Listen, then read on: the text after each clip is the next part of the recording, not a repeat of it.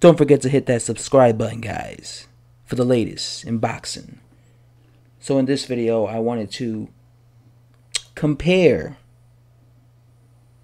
the title defenses between Anthony Joshua and Deontay Wilder.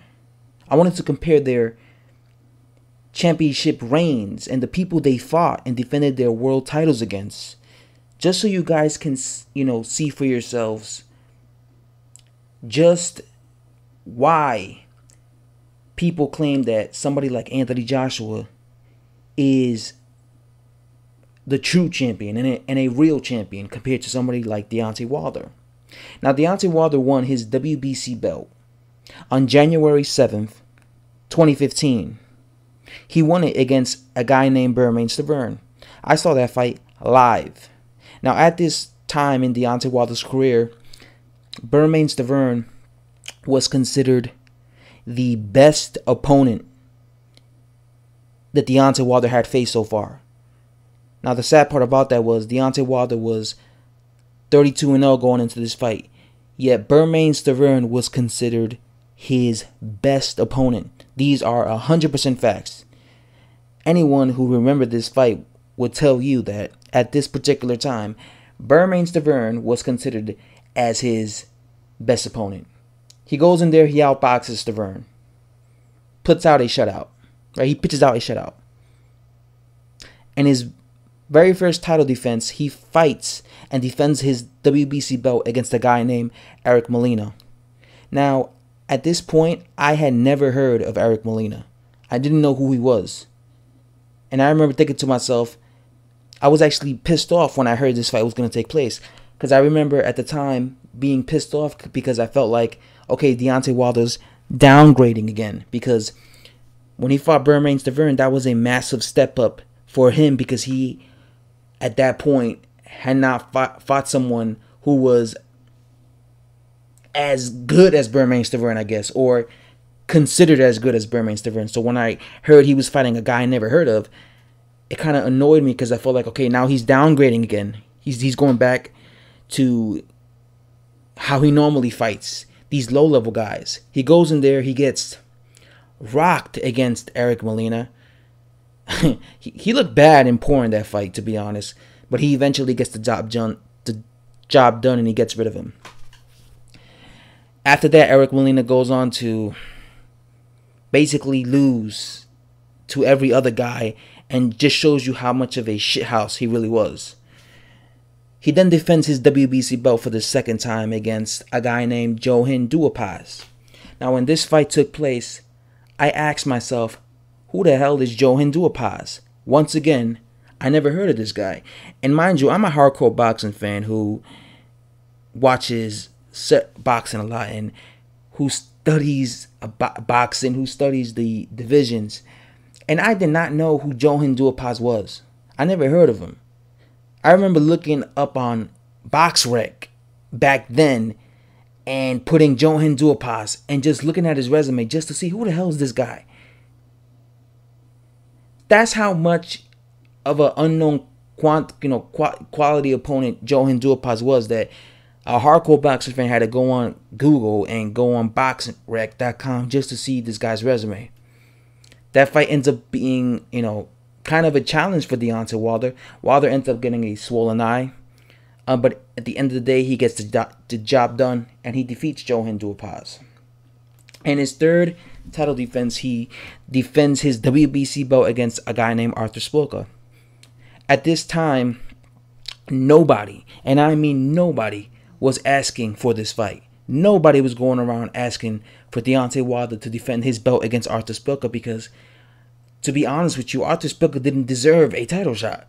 What had he done except lose against Brian Jennings? If you think about it, he didn't deserve. Deontay Wilder literally just picked Artur Szpilka out of nowhere. And the sad part about that fight was Artur Szpilka was actually beating Deontay Wilder before he got caught with that right hand. In his fourth title defense, he fought Chris Arreola. Now, I hated this fight because Chris Arreola was shot to bits when Deontay Wilder defended his WBC belt against him. So I remember I was completely opposed to this fight. At the time, I didn't create my channel yet, but I was just writing online like, I don't want to see this bum ass fight because Chris Arreola is shot. And when you saw that fight, you could tell, you saw why I felt he was shot. He was completely shot. Then he was set to fight. Obviously, during this time, he was going to fight Alexander Povetkin, but the whole drug testing thing, Alexander Povetkin got caught with steroids. That fight didn't take place. Then he was going to fight this Polish guy who was a complete bum, Warziak. And thankfully, he didn't fight Warziak because he also tested positive. So he ended up fighting Gerald Washington. Now, Gerald Washington was undefeated at the time. And I actually felt this was a decent fight for him because at least he was undefeated. Once again, Deontay Wilder was getting schooled because when he's in there with somebody who's technically better than him, he always tends to give away the first few rounds, and he basically gets outboxed and schooled. Washington was throwing a jab in his face, and what ended up happening, he ended up getting caught with the right hand. In his sixth title defense, he fights Bermane Stiverne again. Once again, Stiverne didn't deserve this rematch. I don't know how the hell he got this fight. Gets knocked out in the first round. This fight meant nothing to me. I knew this was going to happen. Foregone conclusion, people. Then he fights Luis Ortiz. Luis Ortiz, just like Bermane Stiverne, is considered the best victory of Deontay Wilder's entire career. Wilder once again was behind in this fight because once again, every time Wilder fights a guy who's technically better than him, he always gets schooled. He always loses several rounds. And once again, his power bails him out. So that is Deontay Wilder's reign as the WBC champion. The best guy in that entire reign, in my opinion, was Luis Ortiz. That's it. Now let's compare that reign to somebody like Anthony Joshua's reign as heavyweight champion of the world. On April 9th, 2016, Anthony Joshua won the IBF Heavyweight Championship title of the world. He fought an undefeated guy named Charles Martin. Now, Charles Martin, just like Bermane Stiverne, was fighting guys I never heard of. So I would look at Charles Martin and Bermane Stiverne as the same sort of level, right? In his very first title defense, Anthony Joshua defends his IBF strap against an undefeated fighter named Dominic Breazeale. Now let's just compare that to Deontay Wilder's first title defense against Eric Molina. Eric Molina lost to Dominic Breazeale, right? So right away, that tells you that Dominic Breazeale was a better fighter than Eric Molina, because when Eric Molina fought Dominic Breazeale, Breazeale beat him.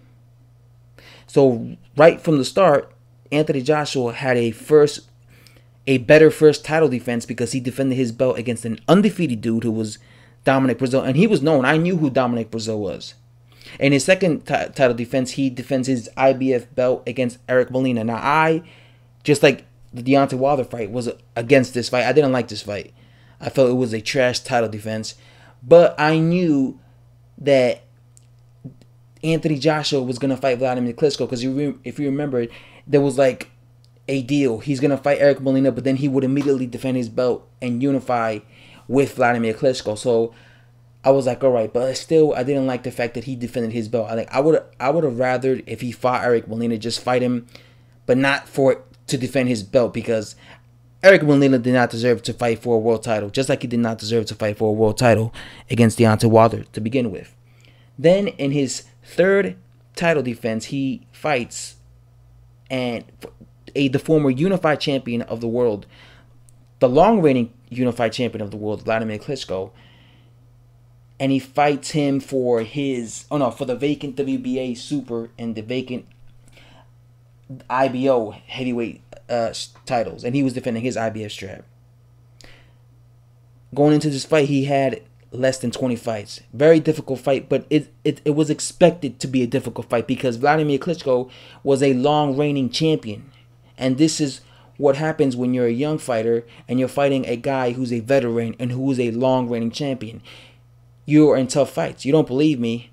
Ask Ray Mercer. Ray Mercer was a young, up-and-coming, big punching heavyweight who was supposed to be the next big thing, and he fought Larry Holmes. Larry Holmes was when he fought Larry Holmes was considered past his prime at that point. But Larry Holmes was a former long-reigning champion. And if you look at that fight, Larry Holmes dominated Ray Mercer. And mind you, this was the same Larry Holmes that got knocked out against Mike Tyson 3 years earlier. Yet Ray Mercer couldn't do what Mike Tyson did to Larry Holmes. That just goes to show you how good Tyson was compared to someone like Ray Mercer, because Ray Mercer got schooled against the same version that Mike Tyson knocked out. So let's compare who's a better title defense. In Wilder's third title defense, he defended it against Artur Szpilka. In Anthony Joshua's third title defense, he defended his belts against Vladimir Klitschko. Who's a better title defense, Vladimir Klitschko or Artur Szpilka? We already know the answer is Vladimir Klitschko. In his fourth title defense, Anthony Joshua defends his belt against Takam. Takam is a guy that only has ever lost to legit heavyweights, Joseph Parker, Alexander Povetkin. And he gave them both hell. He gave Joseph Parker hell. He gave Alexander Povetkin hell. So this was a good title defense because Takam was always a guy that, even up to now, he gave Joshua some issues. He was in a very competitive fight with Derek Chisora, so he's always been a quality heavyweight. Then in his fifth title defense, he unifies with Joseph Parker, who was undefeated and who was the WBO heavyweight champion of the world. He beats him.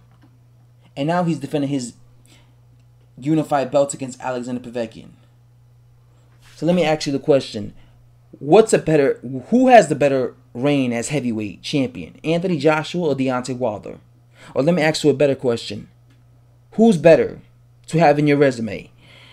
Artur Szpilka, Eric Molina, Gerard Washington, Bermane Stiverne, Chris Arreola, Johan Duhaupas, Luis Ortiz?